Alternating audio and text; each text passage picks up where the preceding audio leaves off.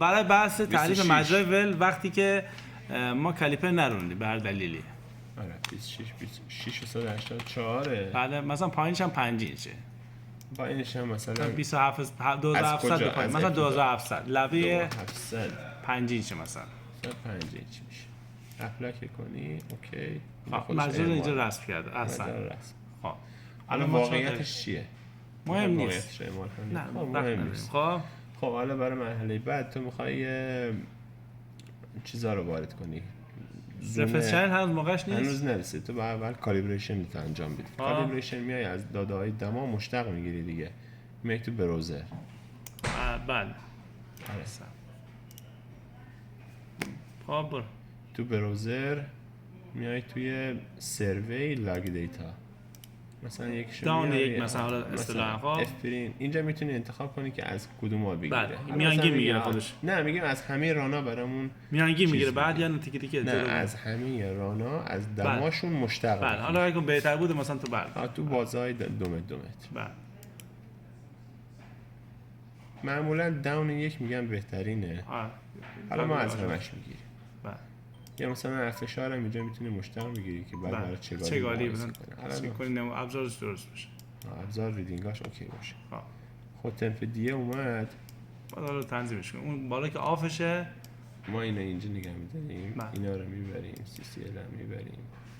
کوارت پرشر هم میبریم. تمپ دی رو میاریم و فلو.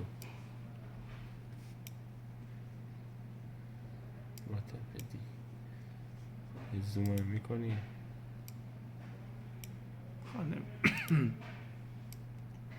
قاسم. خب حالا اونجایی که پیک دما داشته میای بالا پایینش کالیبریشن زوم میذاری دیگه. هدف کالیبریشن زوم چیه؟ مثلا اونجا نرسید. میخوای ترشولد حساب کنی یعنی وی اپرنت دیگه برای سرعت سیار. خب اینجا نه وی اپرنت هدفش چیه اصلا فاینالشو بهم بگو. وی اپرنت یه رفرنس چنل برای محاسبه ریت. ترشولد میخوایم حساب کنیم. نه وی اپرنت سرعت سیال رو بهت میده. سرعت ظاهری سیال رو بهت میده. خب اینجا برای اینو زدم دیگه پی ال اینترپریتیشن اینفو. اسپینرت خواهد از فلو داری میگیری داریش. رفرنس چنلات هم فعلا یه آیدی داری. حالا بقیه‌اش هم باید براش تعریف کنی. الان موقعش نیست بود. الان نمیتونی براش تعریف کنی. مثلا تمپرچر رو بگی از علت چیه که تو تاکید داری که اول اونو اوکی کنیم؟ کدوم؟ دلیل خاصی داره؟ نمیکنه. پس اگه فرقی نمیکنه همین الان اینا. اینجا میگه برای محاسبات من از چه داده‌ای استفاده کنم. رفرنس چنلیه که بحث این که تو محاسبه میتونیم مثلا کاپاسیتنس رو لحاظ کنیم میتونیم نکنیم. الان مثلا هولدا رو لحاظ نکن ببین ارور میده. حالا الان با خب باش آخر کار میریم. دنسیتی هم که از همه گرفتیم اوکی. خب حالا برای کالیبریشن هم که میای زون انتخاب میکنی اونجایی که اون جایی میذاری که معمولا خطا موازی باشه. اینجا مثلا فقط اینجا تولید داشتی. اینجا هم اگه بخوای بفهمی سیال ساکنه یا نه میری همونطور یارو اینجا نگاه چون مشتق دما تو بازده صدمه جریان داری. اینم بگو اینم لسانی بگو چی داستانش. مشتق دما وقتی تو صدم چی؟ واحدش هم بگو. عددش واحدش پایینش نوشته. زوم کنم. واحدش پایینش نشون بدیم. اینم من برم داون یک بولدش کنم. فقط هم یکیشون نشون بدیم. خب واحدش بر اساس فارنهایت به ازای متر. فارنهایت پر متر. وقتی تو صدم باشه یعنی فلوه. آفرین. وقتی تو هزارم باشه یعنی سیال ساکنه. هزارم. آره. تو میتونی اینو مبنا قرار بدی واسه یعنی برو. تصحیح میکنیم آقا. گرادیان وقتی تو هزارم باشه فلوه. اصلا یعنی تغییر دما زیادی وجود نداره چون سیال سریع حرکت میکنه. آره. وقتی هم که تو صدم باشه سیال ساکن. گرادیانت زمین گرمایی که اصطلاحاً همون 1 درجه فارنهایت به ازای هر 100 فوته. باریکلا. چیزی که حالا زمین ساکن. بله. یعنی اگر استاپ پوینت نچرخیده باشه و این فوت پر مترش هم تو صدم باشه قطعا میتونی بگی سیال یعنی ساکنه. قطعا چیزی که از ما اولین کاری که باید بکنیم باید این محدوده رو پیدا کنیم. آره ولی خب چنانچه ما هزارم دیدیم اصلا بحثی توش نیست، قطعا جریان داره ولی خب ممکنه تو مثلا صدم الان اینجا پیکه ها شاید اینجا تولید داشته باشه. با استاپ پوینت هم چکش میکنی که میبینی اسپینر رو چرخیده اونجا یا نه. طبق این باید اونجا لحاظ کنی. خب آره استاپ پوینت هم که از اینجا لود میکنی. خب استاپ پوینت هم از اینجا لود میکنیم لود استیشن.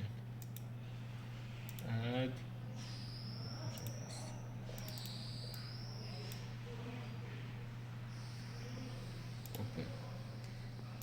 برای استاپ پوینت اینم فیلتر میزنی همه رو میبریم و برای استاپ پوینت ها فقط مثلا هاید رو میخواییم، لاین فلو رو میخواییم، پرشر رو میخواییم و تمپرچر دیگه اطلاع با دنسیته. لاین فلو رو نمیخواییم، فلو رو میخواییم. تمپرچر رو داریم، پرشر رو داریم، ایمپورت اینجا 684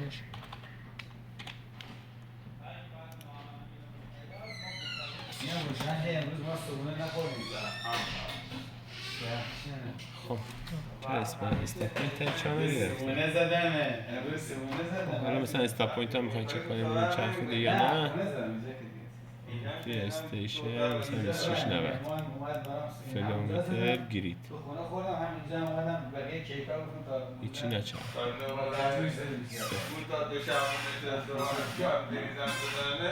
فلومتر 0 فلومتر اینجا یه ذره چرخیده از 2650 اینا 0 ما پشتیبانی دیگه با واسطه به ما اعلام نشه، اصلا نمیخواد بکنیم. هر مشکل کولر و کانکس و برام بود با غذا اینا به ما بگیم، ما خودمون هماهنگ می‌کنیم.